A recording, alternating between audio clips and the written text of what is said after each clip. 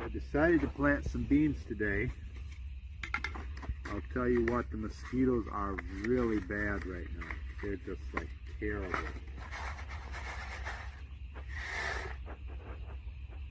They just about fly away with you.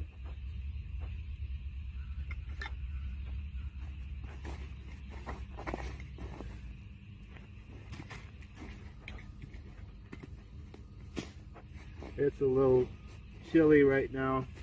Hopefully we don't get any frost, but these only take a couple weeks to come up, so if I have to replant them, it won't be a major problem. But if I don't have to and they come early, then that's a big benefit. If I can sell beans that much earlier come harvest season.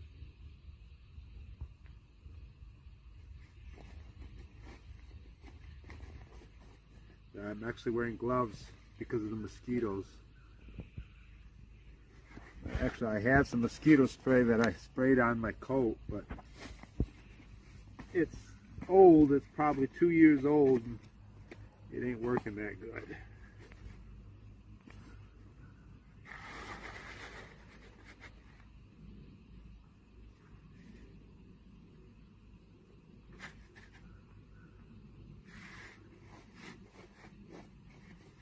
And actually, I thought I had more beans than I do, but I got enough to get a start. I'll have to go to town tomorrow sometime and get some more.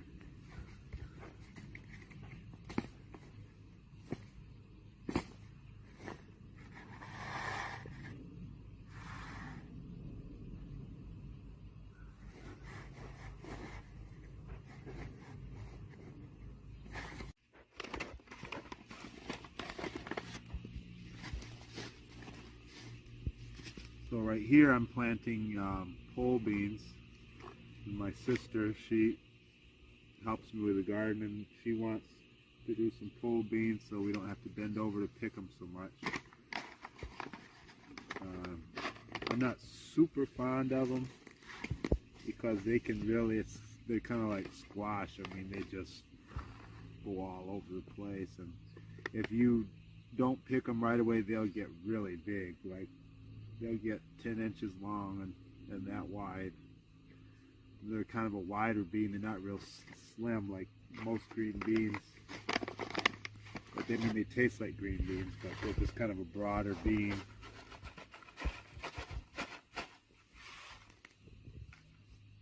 So what I like to do is, I like to do a whole bunch of different colors. Just I think it looks nice at the farmer's market to have all different colored beans. I usually mix them all together and then sell them by the quart. But so I'm planting these for my sister. She said I shouldn't plant a whole row of beans that we have to crawl on the ground to pick them. We should do some on the ground and some on a trellis. So that's what I'm doing here.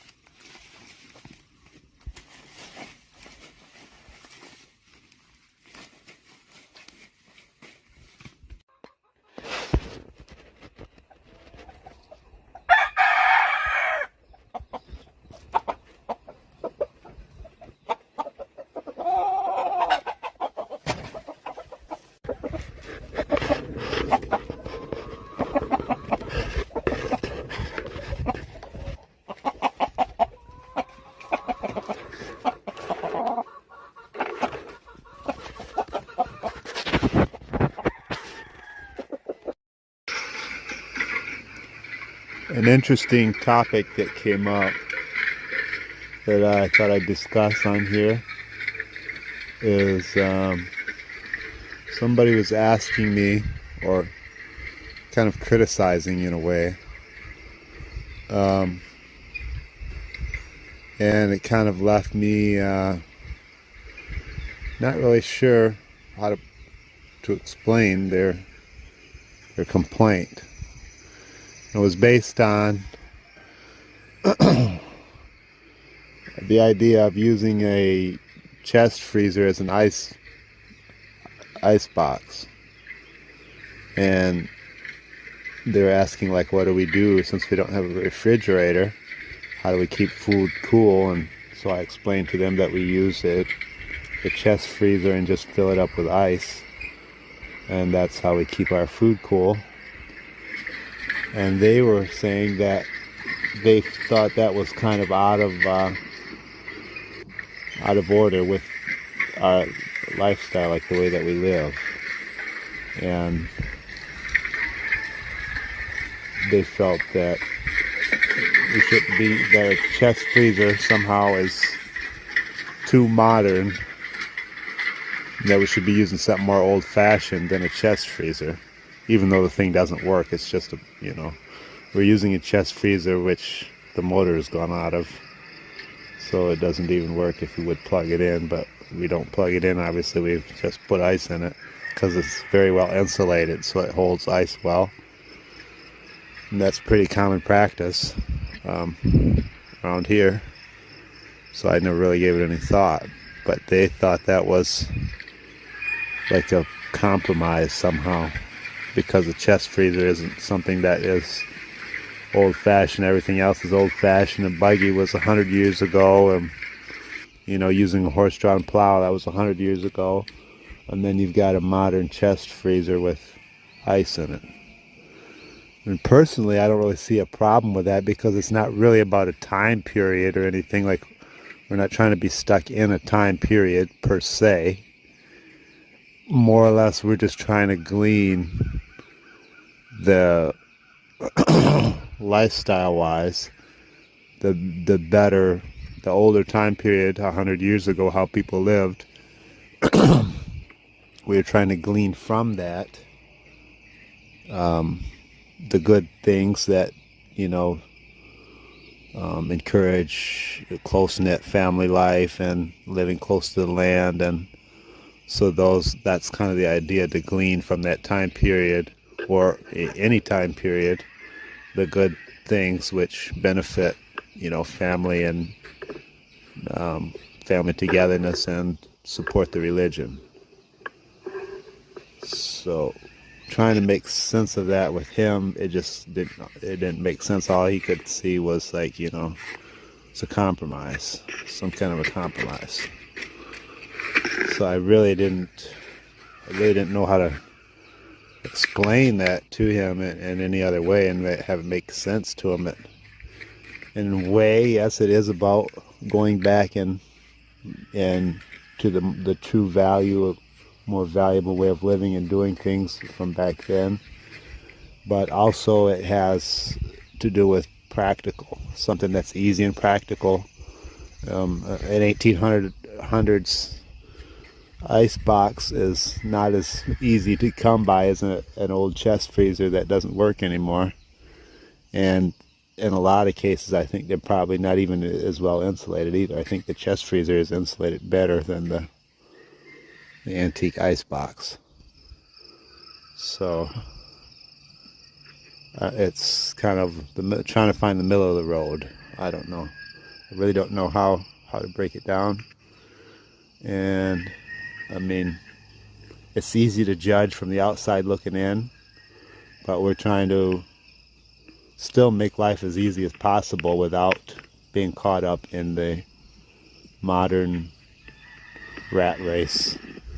And the things which are binding us to the rat race is a lot of technology is what enslaves people and ties them into this modern rat race. So trying to figure a way to live without that as much as possible, yet have a comfortable life and still be able to live comfortably, make a living, and be able to practice our religion and appease the laws of the land all in one.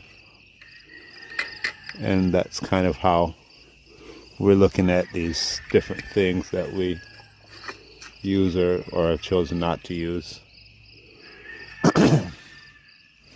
I don't know if that makes any sense, but it'd be interesting to hear if any of you have any feedback on the subject, what your thoughts are on it. But that is, pretty much where we're at, what we're trying to do. Yes, go back to a time when life was simpler, but at the same time it has to make sense because we're not in the 1800s, we're in now. So we have to have it make sense now.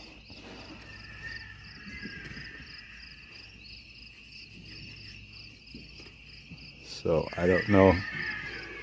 I guess I'm not the best person to explain all that, but that is kind of where we are at.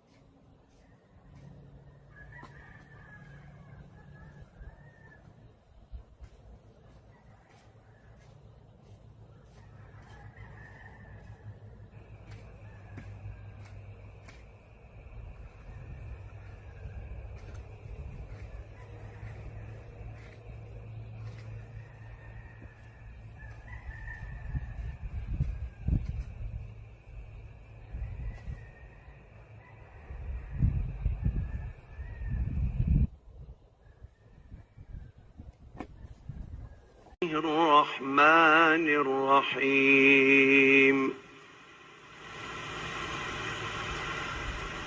والتين والزيتون وطور سينين وهذا البلد الأمين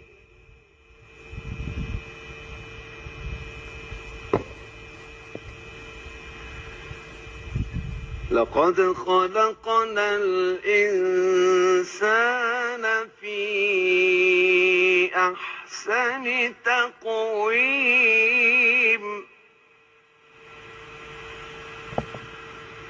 ثم رددناه أسفل سافلين إلا الذين آمنوا وعملوا الصالحات فلهم أجر غير ممنون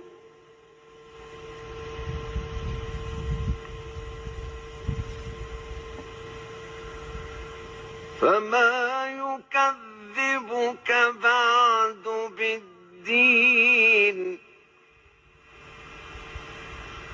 أليس الله بأحكم الحاكمين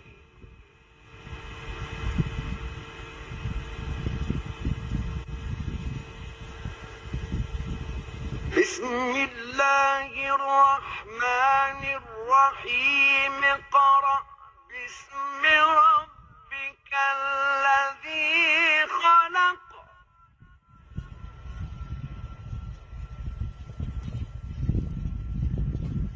خلق الإنسان من علق اقرأ وربك الأكرم الذي علم بالقلم علم الإنسان ما لم يعلم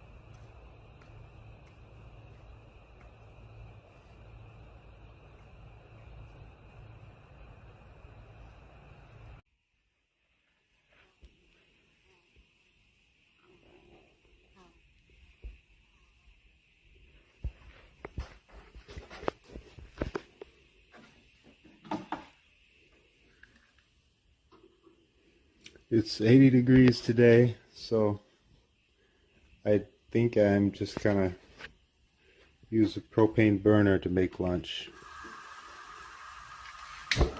We mostly use these in the winter, or in the summertime, when it's really hot especially, so that the house doesn't get as hot.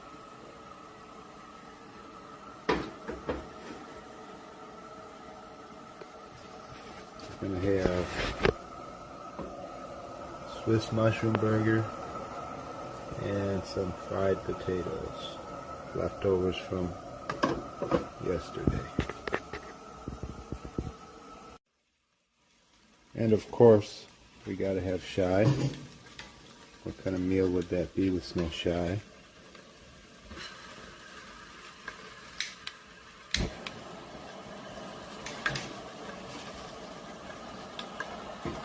The thing I don't like about this stove, it's very handy for what it does.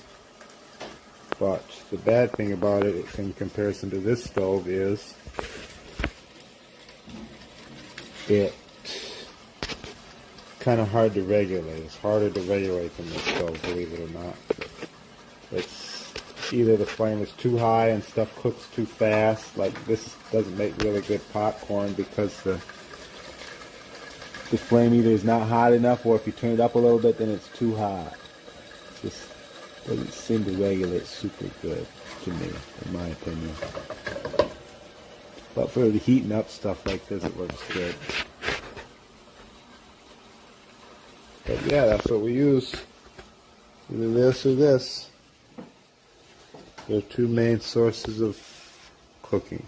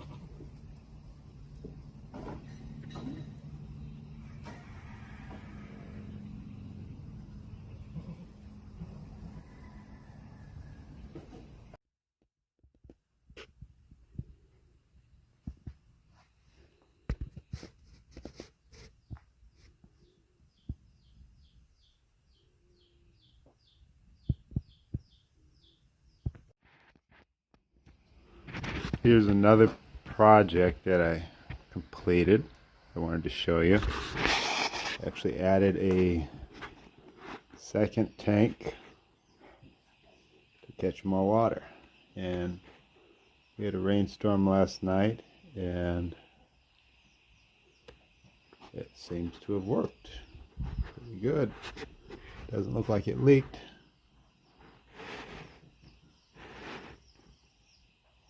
And this was empty last night, so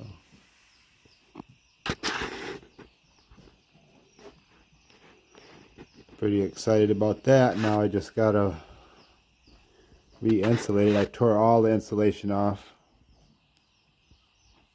and so now I gotta get it re-insulated before spring. I just kind of had insulation wrapped around there, but now I want to try and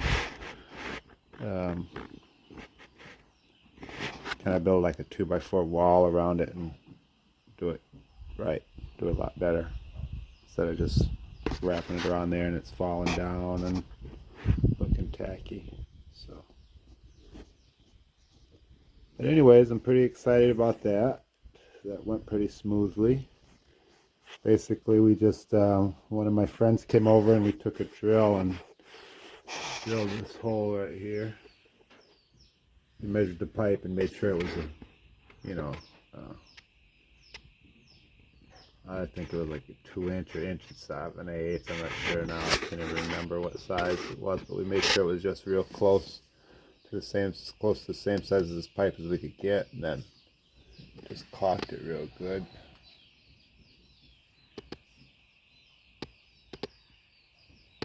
And we used some of that bathtub stuff. I just happen to have a pack laying around, or a little tube of it that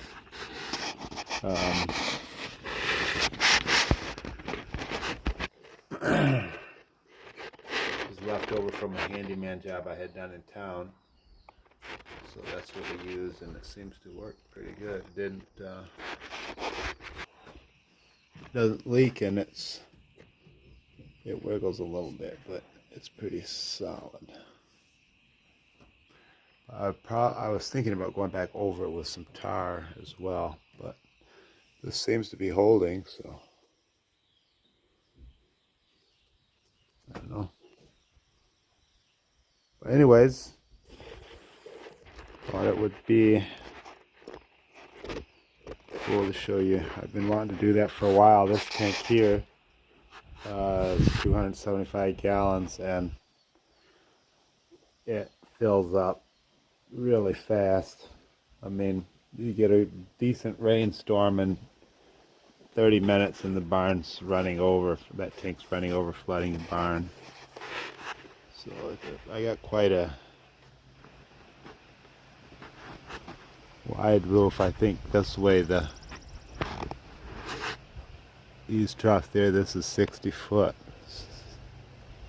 So it doesn't take much of a rain to fill that tank up, honestly. And apparently it doesn't take very much to fill up even the second tank is already full. So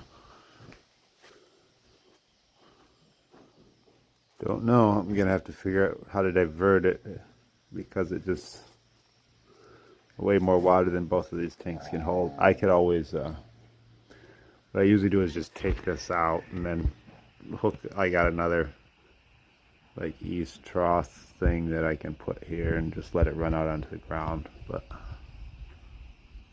yeah, there's my second tank, and hopefully it'll become useful.